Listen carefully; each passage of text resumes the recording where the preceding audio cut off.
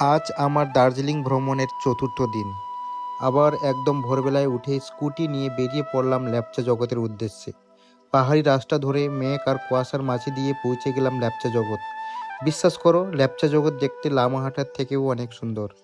চারপাশে কুয়াশা মাখা পাইন ফরেস্ট, মাঝে মাঝে হালকা বৃষ্টি, এমন আবহাওয়া যেন মন ছুঁয়ে যায়।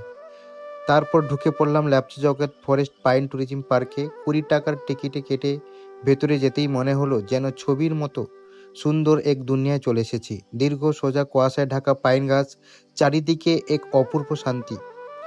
আজ ছিল স্কুটি ফেরত দেওয়ারও দিন, তাই বিকেলের দিকে স্কুটি জমা দিয়ে হাঁটতে হাঁটতে চলে এলাম মল রোড। মল রোডে চারিপাশে চা, কফি, ড্রেস আর বিভিন্ন রকমের দোকান দেখতে দেখতে একটা সুন্দর সন্ধ্যা কাটিয়ে দিলাম।